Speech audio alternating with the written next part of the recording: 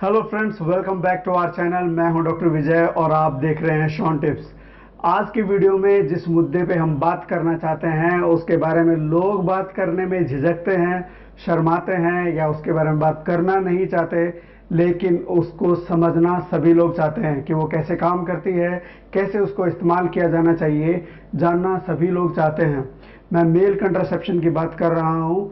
पुरुषों में गर्भ निरोधक तरीके कौन कौन से होते हैं। मुझे किसी भी तरह की कोई आपत्ति नहीं है इस मुद्दे पे खुलकर बात करने में, लेकिन अगर आप इस तरह की सिचुएशन में हैं जहां पर आप इस वीडियो को नहीं देख सकते हैं तो अभी मत देखिए, फ्री होने के बाद में जाके आराम से देखिए। और अगर आपको अभी देखना है, सिचुएशन भी है, तो आप ईयरफोन लगाकर भी इसको देख सकते हैं ताकि आपकी इस वीडियो की वजह से किसी और को झिझक महसूस ना हो। बट मेरी आपसे ये गुजारिश रहेगी, और मुझे ऐसा लगता है कि असली में अगर एक पार्टनर की बात करी जाए तो ये वीडियो बेसिकली दोनों को मिलके देखना चाहिए, अपने लाइफ पार्टनर के साथ मिलके देखना चाहिए। ऑल्दो ये वीडियो पुरुषों के कंट्रासेप्शन के बारे में है, बट ये मुद्दा दोनों के लिए बहुत ज़रूरी है। आपने ट्विटर, फेसबुक, व्हाट्सएप हर जगह पे देखा होगा, बड़ी बड़ी सेलिब्रिटीज़ जब अनाउंस करती है कि उनकी लाइफ में बेबी आने वाला है तो वो ये नहीं कहते हैं कि मेरी वाइफ प्रेग्नेंट है या मैं प्रेग्नेंट हूँ। ऐसे फीमेल सेलिब्रिटी ऐसे नहीं कहते हैं, they are using the word we are pregnant. So ये बहुत इंपॉर्टेंट मुद्दा है। ये वी आर प्रेग्नेंट इतना इंपॉर्टेंट मुद्दा है जिसमें मेल की भागीदारी बढ़ गई है। जब भी बेबीज आई मीन की डिलीवरी की बात आती है या बेबी बर्थ की बात आती है, फैमिली प्लानिंग की बात आती है, तो दोनों की भागीदारी बहुत इंपॉर्टेंट हो गया। We are saying it, male participation is very important. और बहुत सारी ऐसी रिसर्च है जब मेल अपने पार्टनर के साथ में इन डिसीजंस में पार्टिसिपेट करता है, हिस्सा लेता है। छोटी से छोटी और बड़ी से बड़ी बात जब हम लोग फैमिली प्लानिंग की बात करते हैं तो ज़्यादा अच्छी आउटपुट आती है। तो इसलिए रिक्वेस्ट है कि दोनों मिलके देखेंगे तो बेहतर रहेगा। बट फिर भी मैं, क्योंकि ये बात मैंने इसलिए कही कि कुछ परसेंटेज लोग ऐसे होंगे जो इस मुद्दे पे दोनों मिलके देखेंगे, ज़्यादातर जनता थोड़ी झिझक जाएगी। बट कोई बात नहीं, समय आएगा जिस टाइम पे हम सब लोग इस बारे में एज ए पार्टनर लोग बात करेंगे। सो बहुत इंपॉर्टेंट मुद्दा है कि मेल कॉन्ट्रासेप्शन मेथड्स कौन कौन से हैं, गर्भ निरोधक तरीके कौन कौन से हैं पुरुषों में। सदियों सदियों से महिलाओं पर ही बेसिकली जोर दिया गया है। कॉन्ट्रासेप्शन की जिम्मेदारी, फैमिली प्लानिंग की जिम्मेदारी, बच्चा पैदा करने की जिम्मेदारी तो है ही है उनकी। पुरुषों को तो मदर नेचर ने वो आशीर्वाद दिया ही नहीं है, वो महिलाओं को ही दिया है। सो बच्चा पैदा करने की भी जिम्मेदारी उनकी, फर्टिलिटी को कंट्रोल करने की भी जिम्मेदारी उनकी, और बच्चे को दूध पिलाना, सारी प्रोसेस की जिम्मेदारी मदर नेचर ने उनको दी है। लेकिन इस जिम्मेदारी के दौरान जो है कि कंट्रासेप्शन का जो मुद्दा है, इसमें मेल भी पार्टिसिपेट कर सकता है, कंट्रीब्यूट कर सकता है। और मुझे लगता है कि ये भी एक तरह की मोहब्बत ही है अपने पार्टनर के प्रति जब आप इस मुद्दे पर बात करते हैं। मेल कंट्रासेप्टिव पे बात करने से पहले मैं बात करूंगा उन ट्रेडिशनल मेथड के बारे में जो ज़्यादातर फीमेल ओरिएंटेड है। लैक्टेशनल एमेनोरिया, लैक्टेशनल मतलब जो मदर अपने बच्चे को दूध पिलाती है, एमेनोरिया मतलब जिनका महीना नहीं आता, माहवारी नहीं आ रही है, मेंसेस नहीं आ रहे हैं। यानी कि जो फीमेल अपने बच्चे को दूध पिला रही होती है तो उनके बॉडी से प्रोलैक्टिन निकलता है, कुछ हार्मोन्स निकलते हैं जो क्या करते हैं कि ओवुलेशन, अंडे को बाहर निकलने से रोकते हैं। और उस जब अंडा नहीं होगा तो फर्टिलाइजेशन नहीं होगा, और फर्टिलाइजेशन नहीं होगी तो प्रेगनेंसी नहीं होगी। इसको बोलते हैं लैक्टेशनल एमेनोरिया। इसकी प्रॉब्लम क्या है कि बहुत बार जो फीमेल है इसके सहारे जब बैठी रहती थी कि भाई लैक्टेशनल एमेनोरिया है, कई बार क्या होता था कि पहली बार जब अंडा बाहर निकलता है तो उस टाइम पे मेंसेस तो आते नहीं है और फीमेल प्रेग्नेंट हो जाती है। तो उनको लगता है कि मेरे तो अभी मैं बच्चे को दूध पिला रही हूँ तो लैक्टेशनल एमेनोरिया है, बट एक्चुअली वो प्रेग्नेंट हो चुकी होती है, एक बच्चा गोदी में और एक बच्चा पेट में। और सोच के देखिए कि वुमन की क्या हालत हो जाती होगी। किसी ने ऐसे ही हवा में नहीं कह दिया है कि दो बच्चों के बीच में 3 साल का गैप होना चाहिए कम से कम, क्योंकि यह 3 साल का टाइम इसलिए ज़रूरी है कि पहले वाला बच्चा पल जाए, और पल जाने के लिए मदर को अच्छे से हेल्दी होना ज़रूरी है, और अपनी बॉडी को रिगेन करना, रिप्लेनिश करने के लिए वो समय चाहिए होता है ताकि नेक्स्ट बेबी के लिए प्लान कर लिया जाए। लेकिन हमारे इंडिया में, या हमारे इंडिया नहीं और बहुत सारे कंट्री है, अब तो काफ़ी चीज़ें ठीक हो गई है। इंटीरियर्स में तो अभी भी वही प्रॉब्लम है कि जल्दी से जल्दी शादी के बाद पहला बच्चा, और पहले के बच्चे के बाद में जल्दी से जल्दी दूसरा बच्चा। फीमेल की किसी को नहीं पड़ी है, और इसमें बहुत ज़्यादा पुश करने का काम भी, अब बहुत सारी रिसर्च होती है, हम आए दिन नई नई रिसर्च पढ़ते हैं पब्लिक हेल्थ में कि फीमेल जो मदर इन लॉ उसका काफ़ी ज़्यादा प्रेशर होता है वुमन पे। बट जैसे जैसे वुमन का एम्पावरमेंट बढ़ रहा है तो वुमन की को अपनी फर्टिलिटी पे कंट्रोल भी बढ़ रहा है।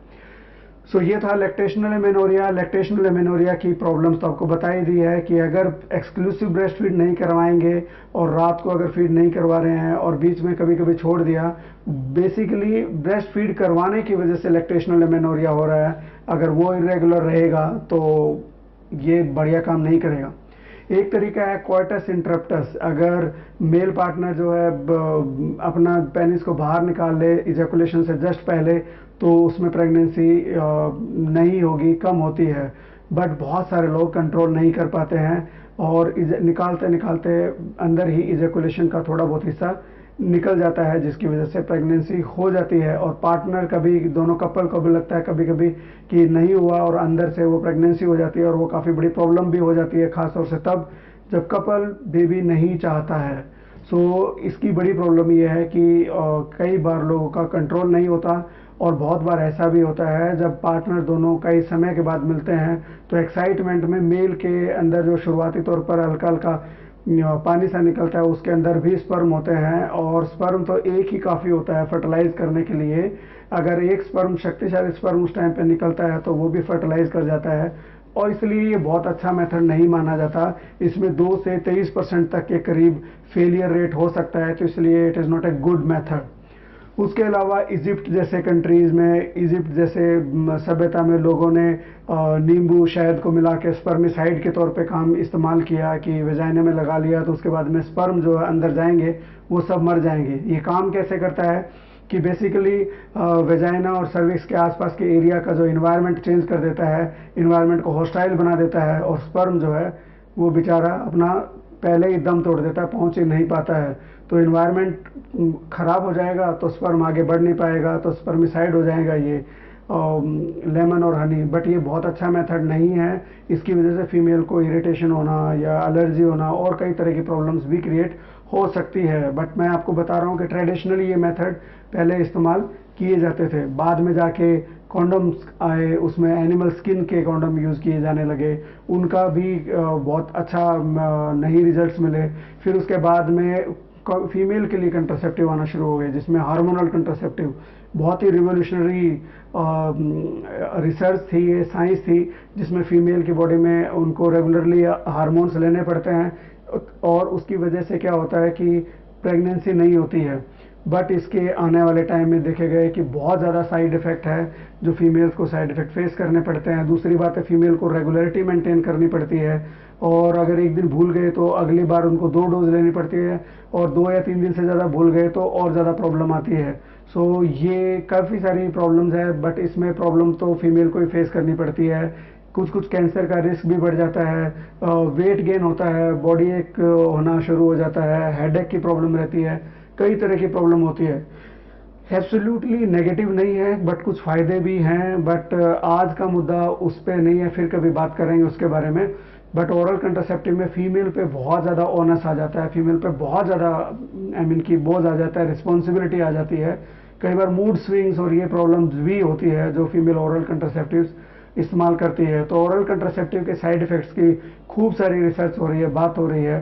सो फीमेल को भी लगता है कि इस चीज़ में हमको कोई और मेथड पता होने चाहिए जो यूज़ कर सकते हैं। फीमेल के लिए तो और कई सारे मेथड यूज़ किए गए, लेकिन उसके अंदर सारा बोझ फीमेल पे होता है, उसके साइड इफ़ेक्ट भी फीमेल को फेस करने पड़ते हैं। सो मेल कंट्रासेप्टिव की अगर हम बात करें तो मेल कंट्रासेप्टिव के बारे में हमारे पास में क्या है। अगर एक हम लोग टेम्परेरी मेथड की बात करी जाए तो टेम्परेरी मेथड में कॉन्डम है, उसके बाद में स्पर्मिसाइड्स हैं, और फिर अगर परमानेंट मेथड की बात करी जाए तो परमानेंट मेथड के नाम पे मेल्स में वेसेक्टमी है, नसबंदी। सो यही है बेसिकली गिने चुने मेथड जो मेल्स के लिए काम आते हैं। बात रही कॉन्डम की, कॉन्डम अभी 20th सेंचुरी में तो बहुत अच्छी अच्छी क्वालिटी के आते हैं, फ्लेवर्ड आते हैं, उसके अंदर कई तरह के लोकल एनेस्थेटिक्स भी लगे होते हैं। जिन लोगों को एजैकुलेशन जल्दी हो जाता है, प्री मेच्योर एजैकुलेशन हो जाता है, तो उन लोगों के लिए वो काफ़ी अच्छी ऑप्शंस हैं। फ्लेवर होने की वजह से जो पार्टनर है दोनों ज़्यादा बेटर एंजॉय भी कर सकते हैं, उसको ज़्यादा बेटर फील भी कर सकते हैं। और ऐसी कई रिसर्च हुई जिसमें ये देखा गया कि मेल्स का ये मानना है कि अगर हमारे लिए बेटर अल्टरनेटिव है कंट्रासेप्शन के लिए तो लगभग 3/4 लोग जो है, पुरुष जो है, तैयार है अच्छा मेथड यूज़ करने के लिए। कॉन्डम की प्रॉब्लम क्या होती है, ये एक्ट डिपेंडेंट होता है। जब भी सेक्सुअल एक्टिविटी करोगे तभी आपको इसको इस्तेमाल करना है, लेकिन इसका इस्तेमाल करने का ज़्यादातर लोग सही इस तरीके से इस्तेमाल नहीं करते हैं। उसकी वजह से ये स्लिप हो सकता है, ब्रेक हो सकता है, रप्चर हो सकता है, और जिसकी वजह से प्रेगनेंसी हो सकती है। अगर इसको सही से इस्तेमाल किया जाए तो प्रेगनेंसी का भी प्रिवेंशन होगा, और सेक्सुअली ट्रांसमिटेड इन्फेक्शन, जो गुप्त रोग जिसको बोलते हैं, उनसे भी प्रिवेंशन होगा। अगर इसको जब भी सेक्सुअल एक्टिविटी करनी है, चाहे सेक्सुअल एक्टिविटी किसी भी तरह की हो, अगर कॉन्डम का इस्तेमाल सही, कंसिस्टेंटली एंड करेक्ट कॉन्डम इस्तेमाल किया जाता है, तो ये 98 to 99% तक भी सक्सेसफुल रहता है, सही रहता है। लेकिन बहुत बार लोग क्या करते हैं कि इजैकुलेशन जब हो गया, आपने ऑर्गेजम हो गया, दोनों पार्टनर ने एंजॉय कर लिया है, ऑर्गेजम हो गया, तो कई लोग जो है वो अंदर ही पेनिस के, इसका कॉन्डम को पहने पहने ही अंदर ही डाले रखते हैं, तो उसकी वजह से लीकेज हो जाता है स्पर्म का, और प्रेगनेंसी हो सकती है। आप ओवर कॉन्फिडेंस में है कि कॉन्डम रप्चर वगैरह तो हुआ नहीं है, तो बढ़िया है, कोई नहीं होगा। लेकिन स्पर्म जो है बहुत नोटोरियस चीज़ होती है। अगर हेल्दी स्पर्म है तो बहुत स्पीड से दौड़ेगा, लाइट की स्पीड से पता भी नहीं चलता है फिर कभी कभी। इसका ये सबसे बड़ा इशू है। कुछ लोगों को रबर से या इन सब चीज़ों से एलर्जी भी होती है, तो उसके लिए भी अलग तरह के कॉन्डम्स आते हैं, बट थोड़ा सा कॉस्ट एक बड़ा इशू हो जाता है उस सिचुएशन में। बट कॉन्डम एक अच्छी ऑप्शन है अगर दोनों पार्टनर की सहमति बनती है तो। और कॉन्डम को अगर दूसरे मेथड के साथ इस्तेमाल किया जाए, जैसे कि स्पर्मिसाइड जेल है, अगर स्पर्मिसाइड जेल वेजाइना में लगाई जाए और हस्बैंड जो है कॉन्डम को इस्तेमाल कर रहे हैं, तो ये काफ़ी अच्छा इफेक्टिव मेथड हो सकता है। इसकी इफेक्टिविटी और ज़्यादा बढ़ सकती है। बट दोनों पार्टनर का इकट्ठा इसमें सहमति होनी बहुत ज़रूरी है। स्पर्मिसाइड जेल जिसकी हम बात करेंगे नेक्स्ट, ये भी काफ़ी इफेक्टिव होती है, लेकिन बहुत बार क्या होता है कि इसकी वजह से कुछ लोगों को एलर्जिक प्रॉब्लम होना, या फिर जिन लोगों को STI या वाइट डिस्चार्ज ये प्रॉब्लम होती है, तो उनके लिए थोड़ा सा अनकंफर्टेबल हो जाता है इसको इस्तेमाल करना। बेसिकली ये वो उस तरह के मेथड है जिसमें दोनों पार्टनर की अगर सहमति सही से ना हो तो इनको यूज़ करना बड़ा अनकंफर्टेबल सा है, और सही तरीके से यूज़ कर रहे बिना इनका ज़्यादा फ़ायदा नहीं होता है। ओके, अब बात करते हैं कि परमानेंट मेथड की। तो मेल्स में परमानेंट मेथड कौन सा है? वेसेक्टमी, नसबंदी। नसबंदी बहुत ही इफ़ेक्टिव है तरीका। इसमें बहुत ही छोटा सा चीरा लगाया जाता है, उसके बाद में वास डिफरेंस, यानी कि जो टेस्टिस से पेनिस के बाहर तक स्पर्म को धकेलने का या मीडियम जो रास्ता होता है उसको वास डिफरेंस बोलते हैं। उस पाइप को, उसको बाहर निकाल के कट करके दोनों साइड से बांध दिया जाता है, और स्पर्म जो है बाहर आएगा नहीं आएगा, तो प्रेगनेंसी भी नहीं होगी। लेकिन इसकी बड़ी प्रॉब्लम ये है कि बहुत बार लोग जो है पूरी तरह से फॉलो नहीं करते हैं। वसेक्टमी तो करवा ली, नसबंदी तो करवा ली, लेकिन उसके बाद में कोई दूसरा मेथड यूज़ नहीं किया है, क्योंकि बेसिकली अगले 3 महीने तक भी आपके सीमन में स्पर्म हो सकते हैं, शुक्राणु हो सकते हैं। अगले 3 महीनों तक हमें जो स्पर्मिया डेवलप करना है, यानी कि कोई स्पर्म नहीं है, उसको करने के लिए अगले 3 महीने तक आपको दूसरा तरीका इस्तेमाल करना पड़ेगा, खासतौर से कॉन्डम या और दूसरे तरीके, अदरवाइज तो प्रेगनेंसी हो सकती है। वेसेक्टमी की ये दिक्कत सारे गवर्नमेंट हॉस्पिटल्स में डॉक्टर्स अच्छे खासे ट्रेंड होते हैं। आजकल तो नॉन स्कैल्पल वेसेक्टमी होती है, यानी कि बाहर अंडाशय पे छोटा सा छेद करके वास डिफरेंस को बाहर निकाल के, वो इसको नो स्कैल्पल वेसेक्टमी कहते हैं। इसमें तो चीरा भी नहीं लगाने की जरूरत होती। OPD प्रोसीजर होती है, एक दिन के डे केयर में ही आपको प्रोसीजर कर देते हैं। लोकल एनेस्थीसिया में सिर्फ उसी हिस्से को सुन किया जाता है और फिर आपको भेज सकते हैं, और अगले 1-2 दिन के अंदर आप अपना रूटीन एक्टिविटी कर सकते हैं। तो इसमें अगले 3 महीने तक आपको या तो सेक्सुअल एक्टिविटी करो ही मत, या करो तो आपको कॉन्डम का इस्तेमाल करना चाहिए या दूसरे मेथड इस्तेमाल करने चाहिए, ताकि प्रेगनेंसी ना हो। हमारे इंडिया में इसके लिए काफ़ी सारे इंसेंटिव भी देती है गवर्नमेंट, लेकिन लोगों के अंदर भ्रांतियाँ होती है कि इसमें मेरी मर्दाना पावर का नुकसान हो जाएगा, ये हो जाएगा। ऐसा कुछ नहीं होता है। मर्दाना पावर के लिए टेस्टोस्टेरोन की ज़रूरत होती है, और उसके ऊपर आपके शरीर पे कोई प्रभाव नहीं पड़ता। और टेस्टोस्टेरोन का असली प्रभाव डालने के लिए आपके इमोशन चाहिए होते हैं अपने पार्टनर के साथ में। जब इमोशंस होंगे तो ब्रेन में जाएंगे, ब्रेन से मैसेज नीचे की तरफ जाएगा, फिर अपने आप इरेक्शन होगा, और आपकी मर्दाना ताकत जो है आप बेटर एंजॉय कर सकते हो, बिना इस डर के कि प्रेगनेंसी हो सकती है। इसके अलावा कुछ अजीबोगरीब तरीके भी है जो पुराने टाइम से लोग इस्तेमाल करते रहे हैं, लेकिन उनका ज़्यादा इफेक्ट नहीं है, फेल हो सकते हैं। जैसे कि लोकल हीट, मतलब टेम्परेचर बहुत बढ़ाए रखने के लिए, क्योंकि बॉडी का जो स्पर्म होते हैं उनको बॉडी से 2 डिग्री टेम्परेचर कम चाहिए होता है, इसलिए आपने देखा होगा अंडाशय सर्दियों में ऊपर की तरफ खिंच जाते हैं और गर्मियों में नीचे की तरफ लटक जाते हैं। गर्मियों में लटक इसलिए जाते हैं क्योंकि बॉडी टेम्परेचर जो ओवरऑल इन्वायरमेंट बढ़ रहा होता है, तो इसलिए उसको क्योंकि इन्वायरमेंट का टेम्परेचर ज़्यादा होता है तो बॉडी के टेम्परेचर से 2 डिग्री कम रखने के लिए वो नीचे की तरफ हैंग हो जाते हैं, और सर्दियों में अपनी बॉडी को एक ऑप्टिमम टेम्परेचर देने के लिए वो ऊपर की तरफ खींच जाते हैं। सो बहुत सारी जगह पे जैसे जो बहुत ज़्यादा पहलवानी करते हैं, तो पहलवान जो है बहुत ज़्यादा टाइट स्पोर्टर्स पहनते हैं, उसकी वजह से रिवर्सिबल जो है स्पर्म काउंट कम हो जाता है, यानी कि जब बांधना छोड़ देते हैं तो वो नॉर्मल हो जाता है। लगातार बांधे रखने से स्पर्म काउंट पे भी प्रभाव पड़ता है, और कई बार टेम्परेचर बढ़ाए रखने से, गर्म पानी से नहाने से भी, उससे भी स्पर्म काउंट थोड़े टाइम के लिए घट जाता है, बट ये अच्छे मेथड नहीं है। उसके अलावा अगर मेथड की बात करी जाए तो गोजीपॉल, यानी कि जो कॉटन जो होता है, कपास जो होती है कॉटन, ओके, उसके जो उसका एक्सट्रैक्ट निकलता है उसके जो सीड्स में से, तो उसमें क्या होता है कि कुछ केमिकल होते हैं वो स्पर्म के काउंट को भी घटा देते हैं, बनने की प्रोसेस को भी कम कर देते हैं, और स्पर्म के दौड़ने की स्पीड को भी कम कर देते हैं। सो ये भी एक मेथड है, बट ये बहुत ज़्यादा इफेक्टिव मेथड नहीं है, क्योंकि इसके अंदर जो पोटाशियम जो है शरीर में वो कम हो जाता है, और कई बार पीरियोडिक पैरालिसिस वगैरह भी प्रॉब्लम आती है, तो इसलिए ये बहुत अच्छा इफेक्टिव मेथड नहीं है। उसके बाद है बिहेवियरल मेथड।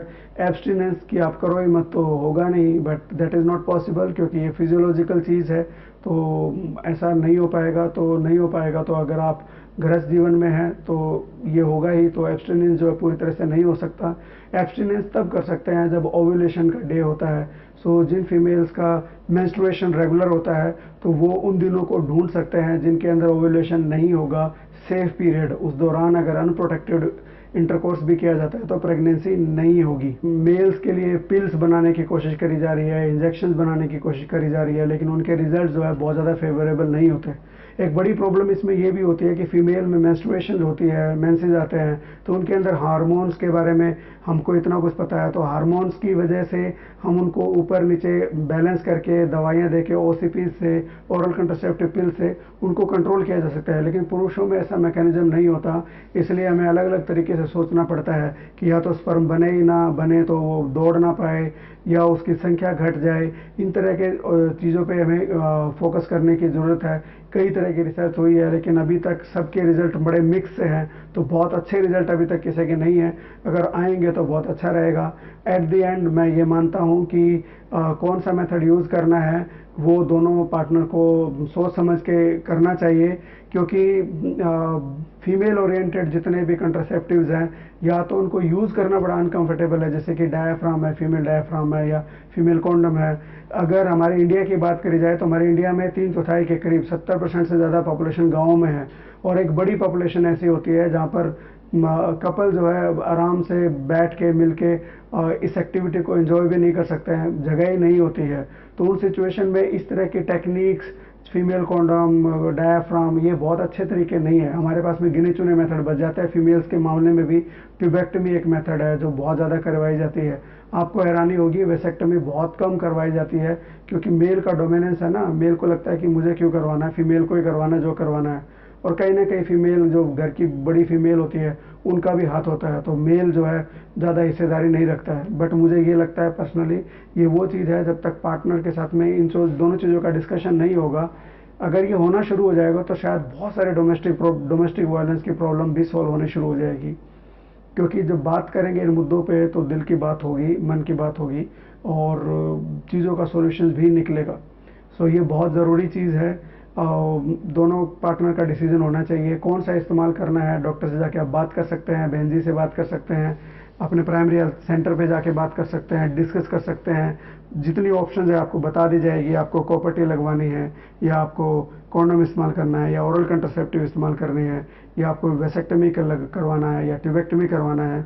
तो सारी ऑप्शंस है। एज ए कपल आपको कौन सा सही है, आप न्यूली मैरिड कपल हैं तो आपके लिए कौन सा बढ़िया है, एक बेबी हो गया है तो दूसरा बेबी को डिले करना है तो कौन सा बढ़िया है, आपका बॉडी की क्या रिक्वायरमेंट है, बॉडी में कोई प्रॉब्लम तो नहीं है, कोई इन्फेक्शन तो नहीं है, कोई बीमारी तो नहीं है। सब चीज़ों को कंसिडर करते हुए पूरा का पूरा आपकी टोकरी में कई चीज़ें पड़ी होती है, but as a couple choose करना चाहिए ना।